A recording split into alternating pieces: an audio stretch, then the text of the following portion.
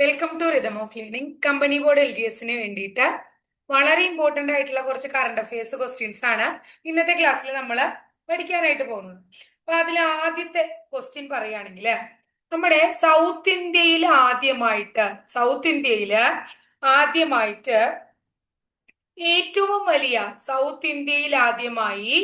ഏറ്റവും വലിയ ഗോത്രവർഗ സ്വാതന്ത്ര്യ സമര സേനാനി മ്യൂസിയം. എന്താണ്?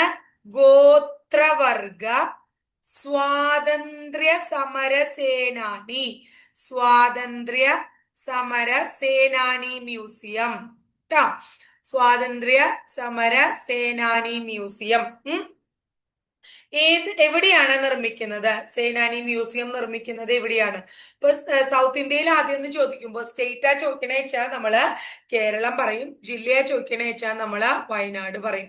നമുക്ക് വയനാട് പഠിച്ചാൽ മതി, അപ്പൊ സ്റ്റേറ്റ് നമുക്കറിയാലോ. ഇപ്പൊ സൗത്ത് ഇന്ത്യയിലെ എന്താണ് ഏറ്റവും വലിയ സൗത്ത് ഇന്ത്യയിലെ ഏറ്റവും വലിയ ഗോത്രവർഗ സ്വാതന്ത്ര്യ സമര സേനാനി മ്യൂസിയം എവിടെയാണ് നിർമ്മിക്കണേ? വയനാട് ജില്ലയിലാണ്. ഇനി അതുപോലെ തന്നെ തിരുവനന്തപുരത്ത് ഒരു മെഡിക്കൽ കോളേജ് ഉണ്ടെന്ന് എല്ലാവർക്കും അറിയാലോ. തിരുവനന്തപുരത്ത് പുതിയതായിട്ട് രണ്ടാമത് ഒരു ഗവൺമെന്റ് മെഡിക്കൽ കോളേജ് വരാൻ പോവാണ്.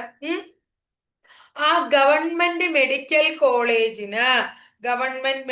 കോളേജിന് ആരുടെ പേരാ നൽകാൻ പോണേ? ആരുടെ പേരാ? കെ കരുണാകരൻ. ആരുടെ പേരാ നൽകാൻ പോണേ? കെ കരുണാകരന്റെ പേരാണ്. ക്ലിയർ ആയില്ലേ? തിരുവനന്തപുരത്ത് രണ്ടാമതായി ആരംഭിക്കുന്ന ഗവൺമെന്റ് മെഡിക്കൽ കോളേജിന് ആരുടെ പേര് നൽകുന്നു? കെ കരുണാകരന്റെ പേര്.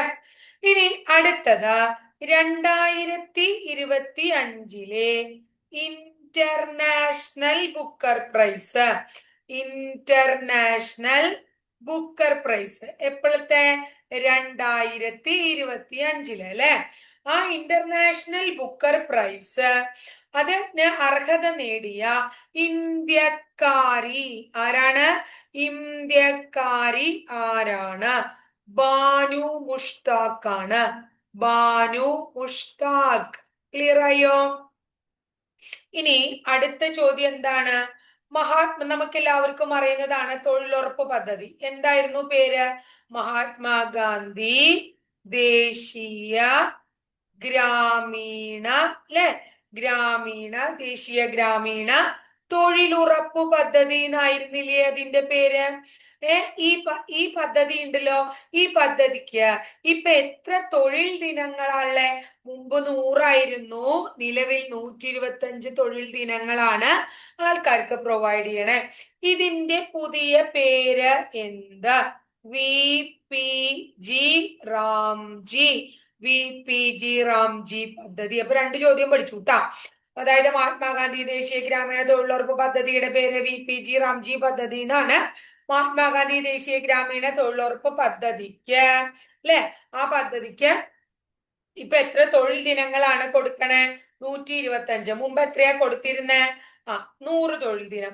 ഇനി 2026 ഈ ജൂലൈ മാസത്തിൽ 2026 ജൂലൈ മാസത്തില് ചൈനയിലും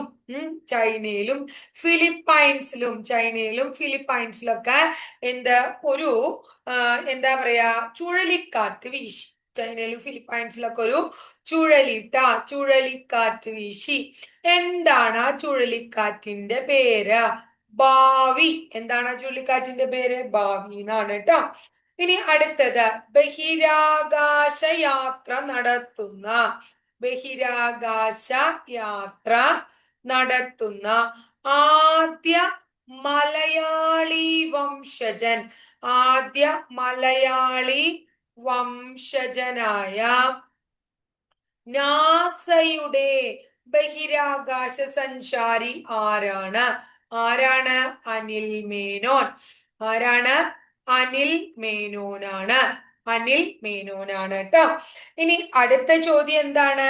അതായത് നെക്സ്റ്റ് ക്വസ്റ്റ്യൻ എന്താന്ന് ചോദിച്ചാ 2025 ഭൗമ ദിനത്തിന്റെ പ്രമേയം എന്ത്? അപ്പൊ ആദ്യം തന്നെ ഭൗമദിനം എന്നാന്ന് പഠിക്കുവോ? ഏപ്രിൽ 22-ന് ഭൗമദിനം. ഇനി 2025 ചോദിച്ചാലും 26 ചോദിച്ചു കഴിഞ്ഞാലും ഒരു പ്രമേയം തന്നെയാണ്. നമ്മുടെ ശക്തി, നമ്മുടെ ഗ്രഹം. നമ്മുടെ ശക്തി, നമ്മുടെ ഗ്രഹം എന്നുള്ളതാണ് 2025, 2026 വർഷങ്ങളിലെ ഭൗമദിനത്തിന്റെ പ്രമേയം. ക്ലിയർ ആയില്ലേ? ഇനി അപ്പൊ അതുപോലെ തന്നെ നമ്മൾ 2026 ലോകാരോഗ്യ ദിനം എന്നാണ്? ഏപ്രിൽ 7 2026 ലോകാരോഗ്യ ദിന പ്രമേയം ഒന്ന് പറഞ്ഞേ. ആരോഗ്യത്തിനായി, ആരോഗ്യത്തിനായി ഒരുമിച്ചു നിൽക്കൂ. ആരോഗ്യത്തിനായി ഒരുമിച്ച് നിൽക്കൂ. ശാസ്ത്രത്തിനൊപ്പം നിൽക്കൂ. ശാസ്ത്രത്തിനൊപ്പം ട്ടോ. ശാസ്ത്രത്തിനൊപ്പം നിൽക്കൂ. ആരോഗ്യത്തിനായി ഒരുമിച്ച് നിൽക്കൂ, ശാസ്ത്രത്തിനൊപ്പം നിൽക്കൂ എന്നത് 2026 ലോകാരോഗ്യ ദിന സന്ദേശമാണെങ്കിൽ 2025 ലോകാരോഗ്യ ദിന സന്ദേശം എന്താണ്? ആരോഗ്യകരമായ തുടക്കങ്ങൾ. ആരോഗ്യകരമായ തുടക്കങ്ങൾ പ്രതീക്ഷയുടെ ഭാവികൾ. പ്രതീക്ഷയുടെ ഭാവികൾ. ക്ലിയർ ആയോ മക്കളെ? ഇത്രയും കാര്യം ക്ലിയർ ആയില്ലേ? അടുത്തത് നോക്കാം. 2024 പാരീസ് ഒളിമ്പിക്സ് അല്ലേ? ആ 2024 പാരീസ് ഒളിമ്പിക്സിൽ ഹോക്കിയിൽ വെങ്കല മെഡൽ നേടിയ മലയാളി ആരാണ്? ആരാണ്? PR ശ്രീജേഷ്. ആരാണ്? PR ശ്രീജേഷ് ആണ്. 2026 പുരുഷ T20 വേൾഡ് കപ്പ് ജേതാക്കളാര്? ഇതാരോടും പറയണ്ട അല്ലേ? എല്ലാവർക്കും അറിയാം. ആരാണ്? ഇന്ത്യ. അടുത്ത ചോദ്യം, മലയാള ഭാഷയ്ക്കുള്ള, മലയാള ഭാഷയ്ക്കുള്ള 2024 കേന്ദ്ര സാഹിത്യ അക്കാദമി പുരസ്കാരം. അക്കാദമി പുരസ്കാരം നേടിയത് ആര്? K Jayakumar. K Jayakumar. Clear ആയില്ലേ? അടുത്തത് വളരെ important.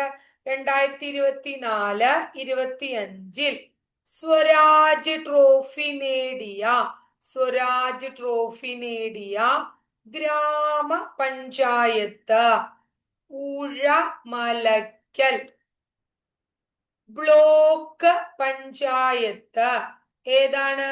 Nemom. Municipality, municipality Guruvayur. ഇത് എപ്പോഴും ചോദിക്കണ ചോദ്യമാണ് കേട്ടോ, അത് പഠിച്ചു വെക്കാം. അടുത്തത് national human right commission chairman ആരാണ്? ആരാണ്? വി രാമസുബ്രഹ്മണ്യൻ. വി രാമസുബ്രഹ്മണ്യൻ.